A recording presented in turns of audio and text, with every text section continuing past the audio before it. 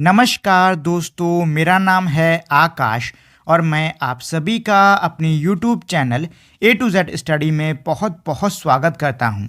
और आज की वीडियो में मैं आपको पढ़ाऊंगा क्लास 6 ज्योग्राफी में chapter number 4 maps. You have learn in the previous chapter about the advantages of globe. इसमें ये कह रहा है कि आपने इससे पहले वाले चैप्टर के अंदर जो ग्लोब के एडवांटेजेस होते हैं उनको पढ़ा है। However globe has limitation as well, लेकिन जो ग्लोब है उसकी भी हमारी कुछ सीमाएं होती हैं।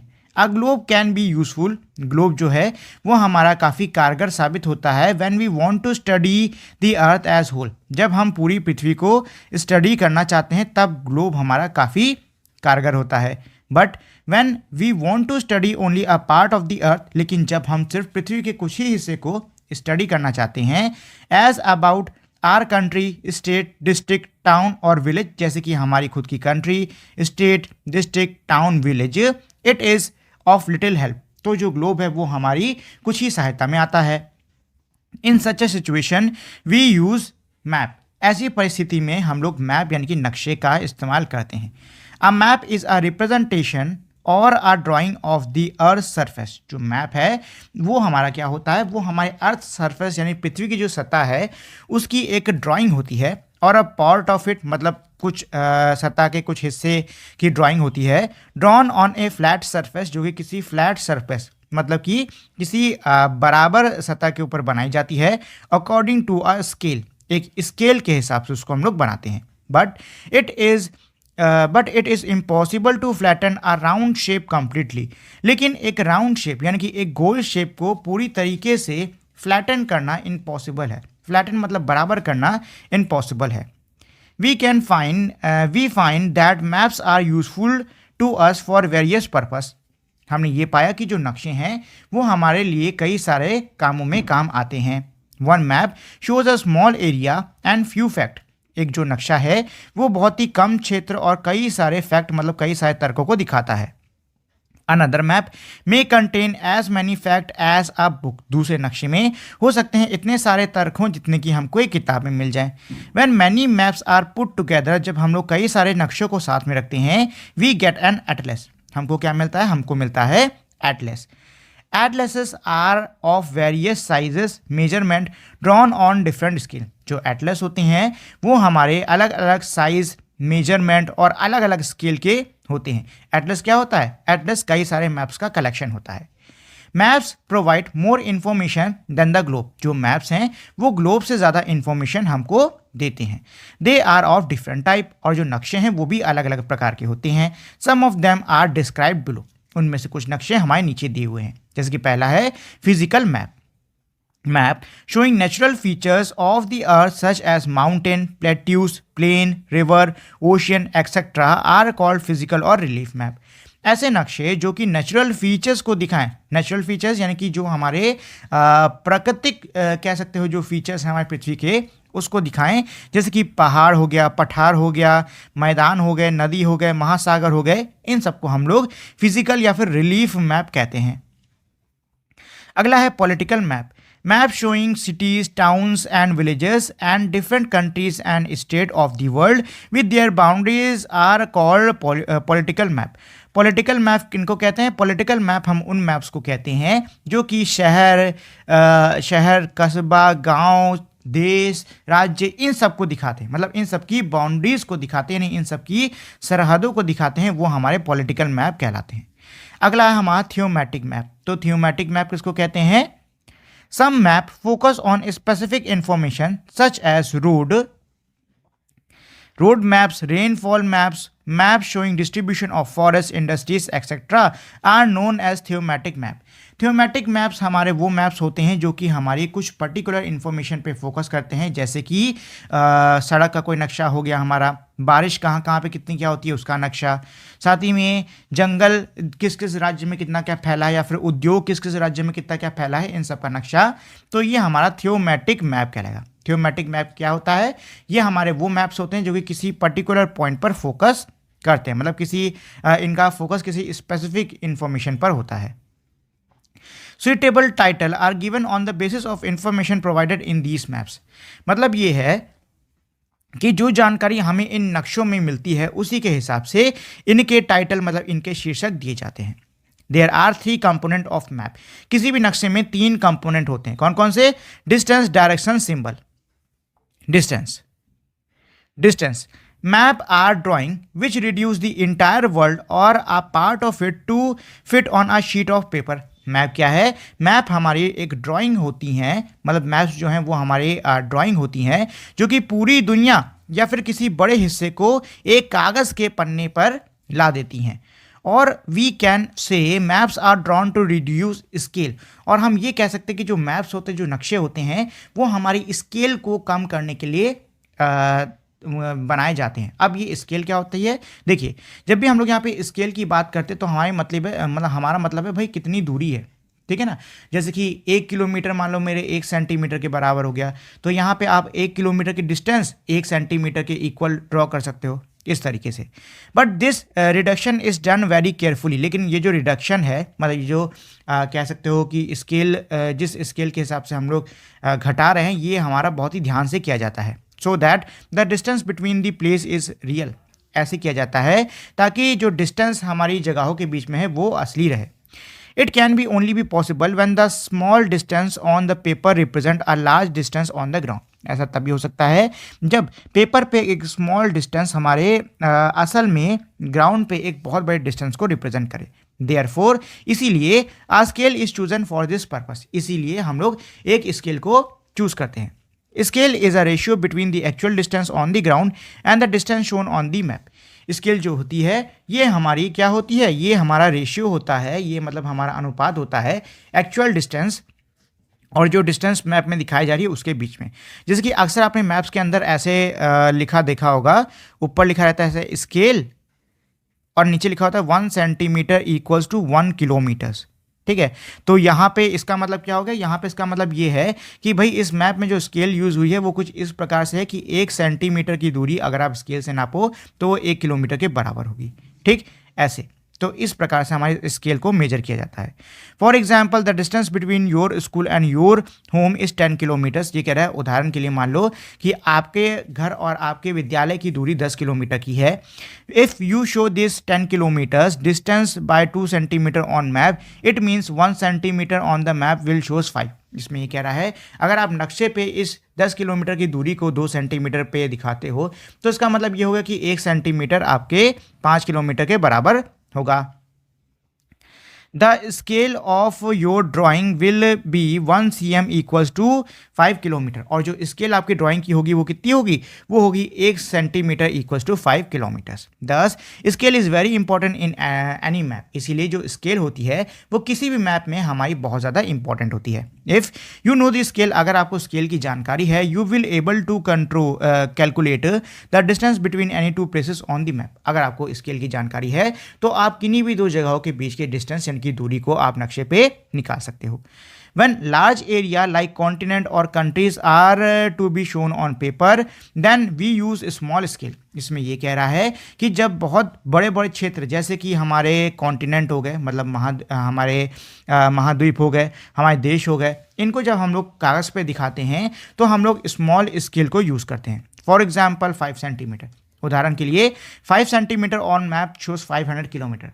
कह रहा है उदाहरण के लिए 5 सेंटीमीटर मैप पर मेरा 500 किलोमीटर दिखाता है of the ground. It is called small scale map. यानी कि ऐसे नक्शे जिसमें हमारी जो स्केल यूज़ है वो बहुत ही स्मॉल, बहुत ही छोटी छोटी होती है, तो वो मेरे स्मॉल स्केल मैप्स कहलाते हैं। When a small area like your village or town is to be shown on paper, इसमें ये कह रहा है कि जब भी जो स्मॉल एरिया होता है जैसे कि आपका गांव हो गया, आपका टाउन, जब ये पेपर पे दिखाया जा रहा है, मतलब दिखाया जाता है, then we use a large scale that is 5 centimeter on the map shows 500 meter only on the ground। तब हम लोग लार्ज स्केल का इस्तेमाल करते हैं, जैसे कि 5 सेंटीमीटर मेरे 500 मीटर के बराबर होगा। मतलब 5 सेंटीमीटर अगर हम पेज पे दिखा रहे हैं तो वो ज़मीन के 500 मीटर के बराबर होगा, ठीक। और इसको हम लोग कहते हैं लार्ज स्केल मैप। यानी कि ऐसे मैप जिसमें हमारी स्केल छोटी ली जाए वो स्मॉल स्केल, ऐसे मैप जिसमें हमारी स्केल बड़ी ली जाए वो large scale map. Large scale map give more information than small scale map. जो लार्ज स्केल मैप्स होते हैं उनमें स्मॉल स्केल मैप के कंपैरिजन में काफ़ी ज़्यादा हमको इन्फॉर्मेशन मिल जाती है। अगला है direction. Direction, most map contain an arrow marked with letter N at the upper right corner, upper right hand corner. इसमें ये कह रहा है कि ज़्यादा जो नक्शे होते हैं उनमें ऊपर की तरफ इस प्रकार से ऐसे एन लिखा होता है, ऐसे एरो लगा के, ठीक। This arrow shows the north direction, ये एरो क्या दिखाती है, ये दिखाती है नॉर्थ डायरेक्शन को। It is called north line, और इसीलिए इसको हम लोग क्या कहते हैं, नॉर्थ लाइन कहते हैं। When you know the north you can find out other direction, जब आपको नॉर्थ पता है तो आप बाकी दिशाएं जैसे कि ईस्ट वेस्ट साउथ इनको पता कर सकते हो। देयर आर 4 मेजर डायरेक्शन, मतलब ये कह रहा है कि भाई 4 हमारी मेजर यानी बड़ी बड़ी दिशाएं होती हैं, कौन कौन सी, नॉर्थ साउथ ईस्ट वेस्ट, ठीक। और इनको हम लोग कार्डिनल डायरेक्शन या फिर कार्डिनल पॉइंट्स कहते हैं। तो कार्डिनल पॉइंट्स क्या होते हैं, हमारे ईस्ट वेस्ट नॉर्थ साउथ वाले कार्डिनल पॉइंट्स होते हैं। Other 4 intermediate direction are north east, south west and north west. और जो हमारी 4 इंटरमीडिएट डायरेक्शंस होती हैं वो कौन कौन सी होती हैं, नॉर्थ ईस्ट, ये नॉर्थ और ईस्ट के बीच में पड़ेगा, साउथ ईस्ट ये साउथ और ईस्ट के बीच में होगा, साउथ वेस्ट ये साउथ और वेस्ट के बीच में होगा, और नॉर्थ वेस्ट ये नॉर्थ और वेस्ट के बीच में होगा। We can locate any place more accurately with the help of these intermediate direction, और हम इस इंटरमीडिएट डायरेक्शन की मदद से किसी भी जगह को और भी ज़्यादा एक्यूरेटली, मतलब और भी ज़्यादा अचूकता से निकाल सकते हैं, मतलब सटीकता से निकाल सकते हैं। Find out the following direction from the figure 4.1, मतलब ये कह रहा है कि भाई ये कुछ डायरेक्शन है वो आपको फिगर 4.1 से निकालनी होंगी। तो 4.1 कौन सा है, एक सेकेंड, ये वाला है 4.1, ठीक है। तो इसमें क्या कह रहा है, इसमें ये कह रहा है the direction of community centre the play ground from Vikas house, यानी विकास के घर से कम्युनिटी सेंटर और प्ले ग्राउंड की डायरेक्शन निकालनी है। तो भाई ये आपका मैप है, ऊपर नॉर्थ, नीचे साउथ, इधर वेस्ट, इधर ईस्ट, ठीक। इसी डायरेक्शन के हिसाब से हमको निकालनी होगी इसमें। तो ये विकास का घर है और कम्युनिटी सेंटर किधर है, इधर है। तो ये नॉर्थ में हुआ, विकास के घर के नॉर्थ में कम्युनिटी सेंटर हुआ कि नहीं हुआ, और प्ले ग्राउंड हमारा किधर है, इधर है प्ले ग्राउंड, हाँ इधर ही तो है। तो ये हमारा हो गया नॉर्थ वेस्ट, ठीक है। एक सेकंड, नहीं east east east east, west इधर पड़ेगा, नॉर्थ इधर है, ईस्ट इधर है, वेस्ट इधर है, साउथ इधर है।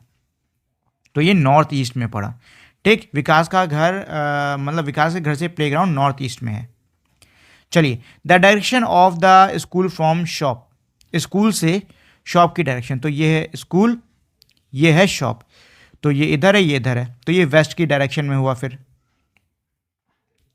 We can find out the direction of a place with the help of compass, इसमें ये कह रहा है कि हम लोग कंपास की मदद से किसी भी प्लेस, किसी भी जगह की डायरेक्शन को पता कर सकते हैं। It is an instrument use to find out the main direction, ये एक इंस्ट्रूमेंट होता है जिसकी मदद से हम लोग मेन डायरेक्शन यानी मुख्य जो दिशा हैं उनको पता कर सकते हैं। तो ये कंपास क्या होता है, ये हमारा एक उपकरण होता है जिसकी मदद से हम लोग जो हमारी मेन डायरेक्शंस होती हैं ईस्ट वेस्ट नॉर्थ साउथ वाली, उसको पता कर सकते हैं।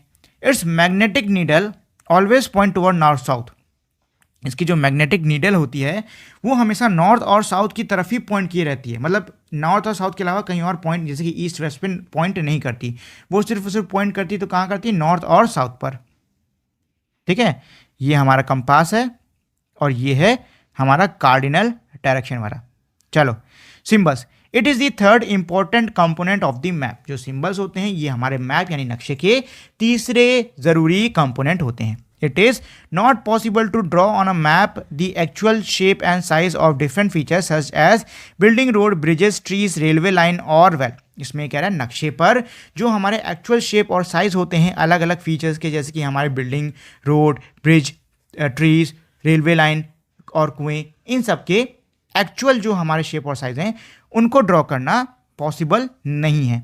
सो they are shown by using certain letters, shades, colours, pictures and lines. इसीलिए हम ये जो बिल्डिंग्स होती हैं, ये जो रोड, ये जो ब्रिज, ये जो रेलवेज होते हैं, इन सबको हम लोग कुछ लेटर्स का यूज़ करके, शेप का यूज़ करके, कलर, पिक्चर या फिर लाइंस, इन सब का यूज़ करके दिखाते हैं।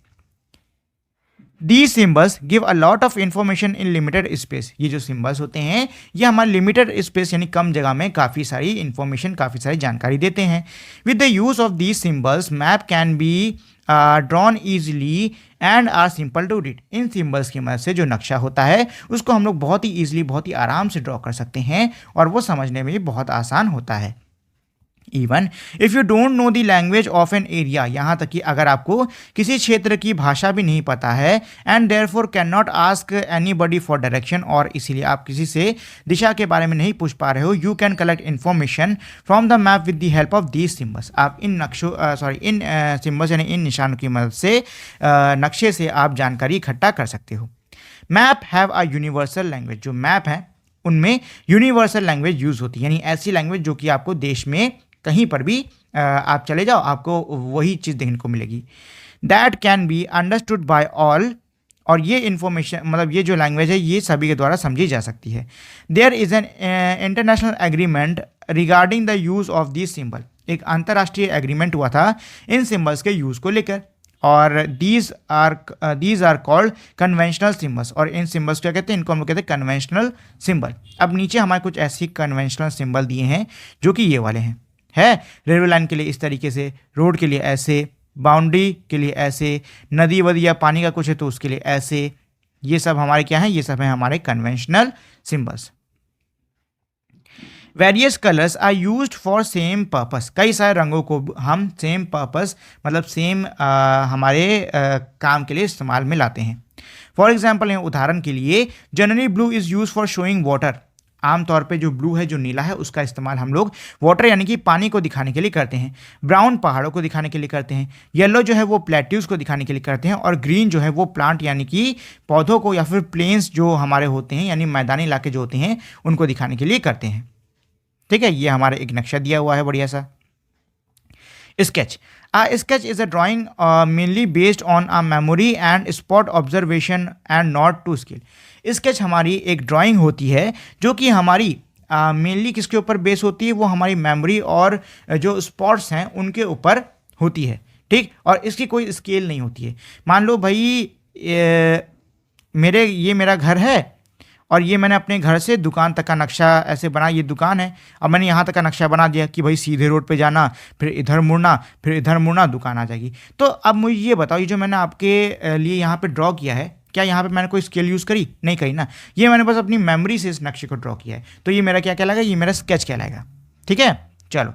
Sometime a rough drawing is required for an area to tell where particular places is located with the help of with respect to other places। इसमें ये कह रहा है कि कभी कभी हमको एक रफ ड्राइंग की ज़रूरत होती है जो भी एरिया में जो भी प्लेसेस हैं, जो भी जगहें हैं, उनको दिखाने के लिए, मतलब दूसरे प्लेसेस के हिसाब से वो जगह कहाँ पे उनको दिखाने के लिए हमें रफ ड्राइंग की ज़रूरत पड़ती है। Suppose you want to go to your friends house, ये कह रहा है कि मान लो आपको आपके दोस्त के घर जाना है, but you don't know the way, लेकिन आपको रास्ता नहीं पता। Your friend may make a rough drawing, हो सकता है आपका दोस्त आपके लिए एक रफ ड्राइंग बना दे ताकि आप उसके मतलब जो कि उसके घर तक का रास्ता दिखाए। Such a rough drawing is drawn without scale, ऐसी रफ ड्राइंग को बिना स्केल के बनाया जाता है और इसको हम लोग स्केच मैप कहते हैं।